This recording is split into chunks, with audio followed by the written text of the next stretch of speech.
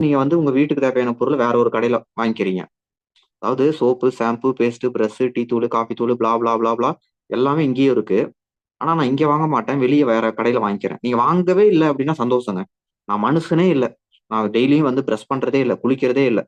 நான் வந்து பவுடர் போடுறதே இல்ல. குக்கிங் ஆயிலே பயன்படுத்துறது இல்ல. ஃப்ளோரே கிளீன் பண்றது இல்ல. பாத்ரூம் பக்கமே போறதில்ல. நான் மனுஷனே கிடையாது. நீங்க வாங்கவே வேண்டாம். ஓகேவா? மனுஷன் தானே நம்ப எல்லாம். இந்த பொருள்லாம் வாங்குறோமா இல்லையாங்க? நான் நியாயமா கேட்கிறேன். இந்த பொருள் எல்லாம் மனுஷனுக்காக தானே இந்த கம்பெனில இருக்கு. ஓகேவா? இல்ல ஆடு, மாடு அ ஏதாவது சிங்கம், புலிக்கு இருக்கா? எங்க வீட்லலாம் சிங்கம், புலி இல்லைங்க. நான் எதுக்குங்க வாங்கணும்? அப்படியா? ஒரு நிமிஷம் யோசிச்சு பாருங்க. அப்ப நம்ப இந்த பிசினஸ்க்கு துரோகம் பண்றோம். வெஸ்டேஜ்ல சேர்ந்துட்டோம். இங்க பொருள் இருக்கு. ஆனா இந்த கடையில வாங்காம, இந்த கம்பெனிய ஏமாத்திட்டு, வேற ஒரு கடையில வாங்கும்போது, உங்களுக்கு எப்படி ரிசல்ட் வரும்? மேல கடவுள்னு ஒருத்தர் இருக்கார்ல. 100% வெஸ்டேஜ்ல தாங்க கன்சியூம் பண்ணும்.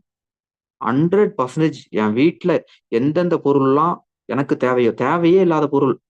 நான் வந்து எனக்கு நான் வந்து இந்த பொருள் நான் வந்து ஐப்ரோ பென்சிலே எனக்கு தேவையில்ல.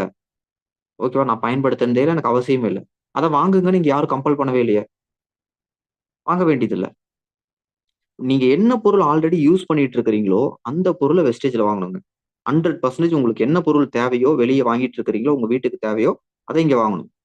வெஸ்டேஜ்ல இல்லாத பொருள நீங்க வெளிய வாங்கிக்கலாம். ஆனா வெஸ்டேஜ்ல இருக்கிற பொருள வெஸ்டேஜ்ல வாங்காம வெளிய வாங்குனீங்க அப்படின்னா, உங்களுக்கு இங்க அது ரிசல்ட்ங்கிறது அது வராது. அப்படி வரவங்கள யாரையும் நான் பார்த்ததில்ல.